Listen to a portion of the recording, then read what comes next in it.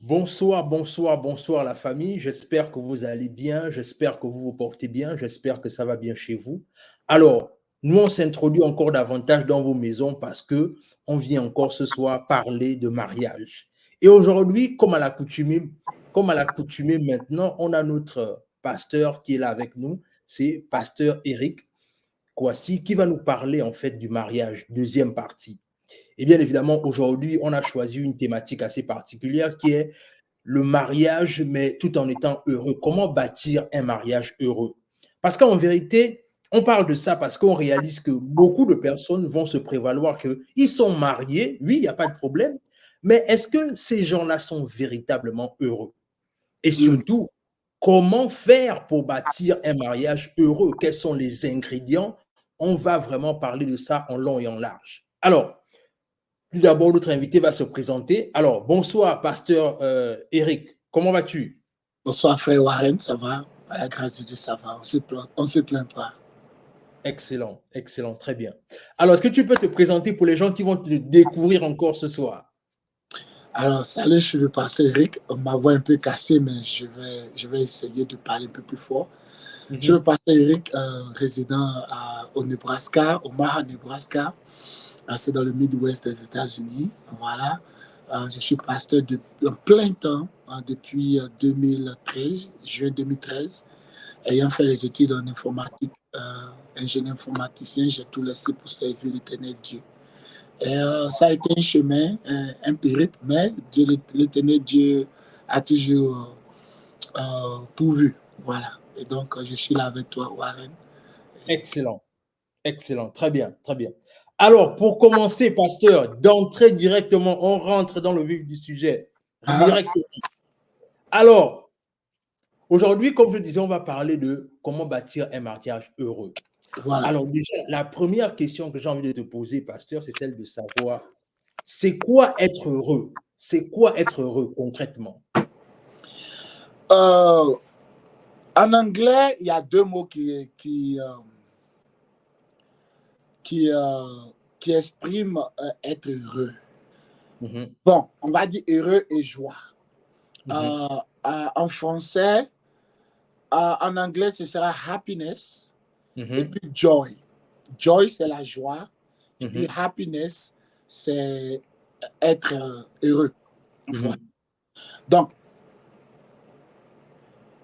on est heureux sur la base des effets stimulants hors de nous que nous mhm, recherchons.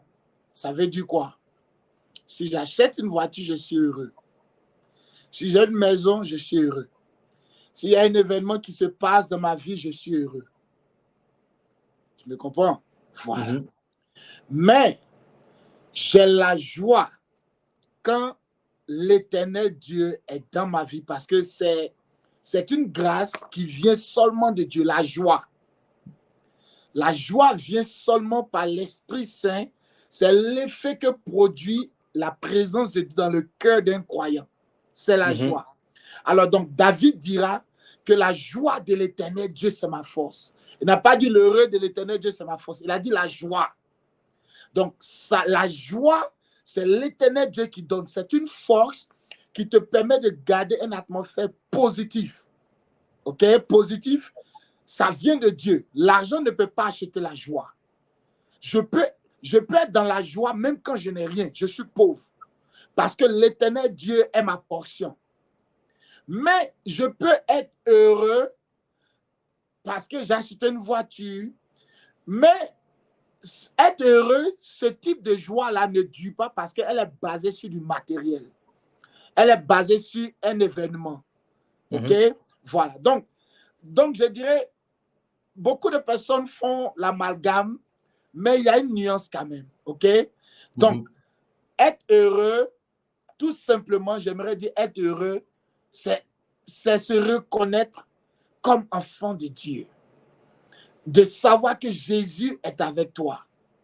De savoir que le diable n'a pas de pouvoir sur toi. De savoir que tu marches dans la lumière. C'est une paix intérieure que l'argent ne peut pas acheter. Ou bien même si tu achètes quelque chose qu'on te l'offre, ça ne te donne pas de joie extra. Tu comprends? mais tu es déjà heureux. Donc, c'est un état d'âme que le Saint-Esprit t'accorde. Très bien. Donc, c'est être heureux. C'est un état d'âme que le Saint-Esprit t'accorde. Je dirais plutôt être dans la joie. Tu comprends? Voilà. Excellent. Très bien. Alors, mais maintenant, la question que j'ai envie de te poser, c'est que pourquoi on a l'impression que cette joie-là n'est pas beaucoup reflétée dans les mariages? Oh oui. Oh oui. Ah, ça, c'est une belle question. Hein? Alors, Warren, je vais te dire une chose. L'homme de nature, à la base, il est ingrat. Il faut le... OK. À la base, ne parle même pas d'abord du mariage. L'homme de nature, à la base, il est ingrat. Il y a un verset, il y a un chapitre biblique qui dit « Entrons dans les pavés de l'Éternel avec cri de joie et d'allégresse. » Tu me comprends? Si tu attends ton mariage avant d'être heureux, tu ne seras pas heureux. Très bien. Donc, l'homme de nature, à la base, il est ingrat. L'homme est toujours à la conquête de quelque chose pour stimuler sa joie. Et donc, l'homme ferme ses yeux sur ce que l'Éternel Dieu a fait de bien et toujours regarde ce qui ne marche pas et se plaint. La voiture est cassée, tu te plains, tu n'es pas heureux. L'enfant est un peu malade, tu te plains, tu es un peu groschon, tu n'es pas heureux. Tu as un petit bobo au boulot, tu es un peu groschon, tu n'es pas heureux. Tu vous comprends? Voilà. Donc, l'homme de nature, c'est difficile pour l'homme de manifester la joie parce que l'homme est focalisé ou bien orienté sur ce qui ne marche pas et donc il développe des sentiments négatifs. OK? Ouais. Voilà. Donc, les gens ne sont pas heureux dans leur mariage parce que, d'abord, ils ne comprennent pas pourquoi et c'est quoi le mariage. De deux, ils ne savent pas être heureux avec eux-mêmes. Il dit, leur joie personnelle n'est point développée. De trois, ils ne sont pas heureux parce que il y a ce qu'on appelle en anglais des needs. Les besoins ne sont pas satisfaits.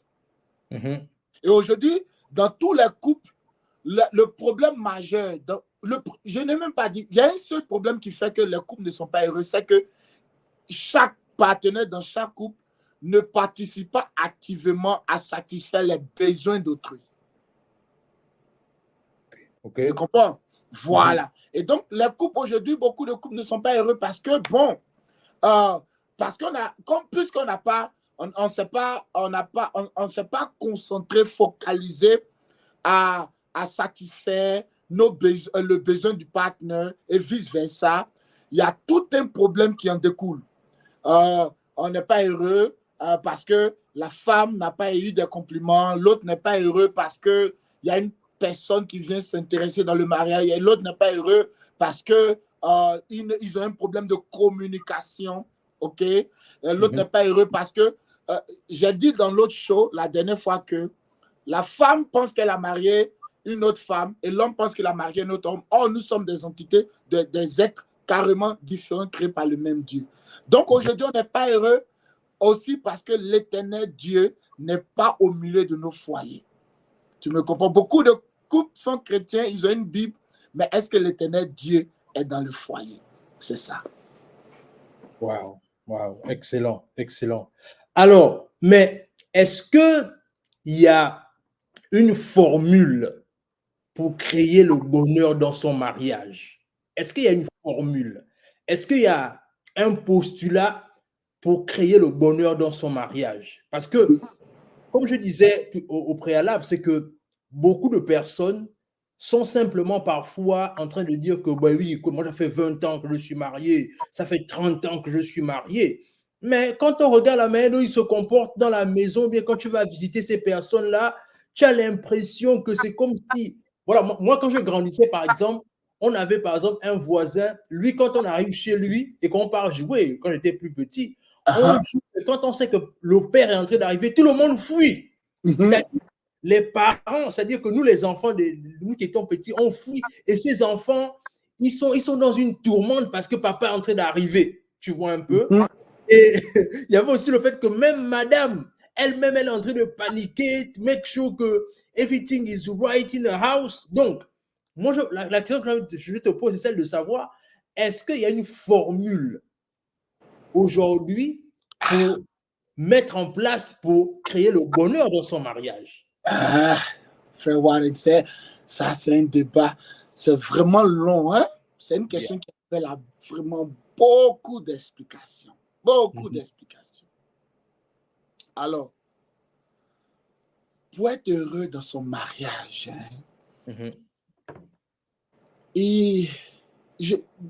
bon, ok, je vais te reposer une question.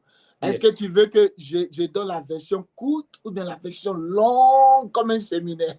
Non, le truc, c'est qu'en vérité, c'est ton show. Moi, j'ai besoin d'enseignement et en même temps, j'ai aussi besoin d'enseigner mon audience. Donc, c'est selon. Il y a plein de choses. Il y a plein de choses. Bon, je vais commencer du solide et aller à des ramifications. Ok? C'est possible d'être heureux d'un mariage. Oui, j'en ai vu. Il y a un mentor à moi qui est très... Il est mon modèle dans le mariage. Quand je l'observe, c'est beau. Une fois, je suis allé dans son église et habituellement, quand je vais dans son église, je suis carrément dans le fond. Hein. Je suis dans le fond. Alors donc, je me suis assis plusieurs fois et je l'observe. Il finit de prêcher, il prend son épouse et ils marchent ensemble gracieusement. J'observe les enfants. Et quand sa femme vient, on sent sa cadence, on sent sa beauté, on sent sa... C'est glamour, c'est glamoureux, c'est ça, ici c'est un mot. C'est glamour, glamour, c'est beau. Et j'ai dit ça, j'aimerais ressembler à ce monsieur quand il s'agit du mariage. Tu vas voir l'église, hein, je fais des petites phases avec... voilà, j'ai copié ça de quelqu'un, tu comprends? Je ne dis pas que tout le monde doit faire ça, mais un mariage heureux, c'est possible. C'est possible. Alors, le premier secret que je vais donner dans un mariage heureux, pour avoir un mariage heureux, c'est d'apprendre à connaître, d'abord, soi-même, son partenaire, et ensuite connaître le gendre opposé. Okay? Ensuite, participer activement à satisfaire les besoins de son partenaire, son époux ou bien son épouse. Et je vais expliquer tout cela. Aujourd'hui, on n'est pas en général heureux dans nos mariages. Je répète, premièrement parce que celui qui s'en va se marier ne se connaît pas et il ne connaît pas celle qui s'en va marier en tant que femme ou en tant qu'homme et en tant que partenaire. Et donc, puisqu'il ne la connaît pas ou bien il ne se connaît pas, il ne sait pas donc de quoi est-ce qu'il aura besoin. Je prends un exemple. Une voiture aussi puissante et belle qu'elle est, a toujours besoin de quelque chose, une maintenance.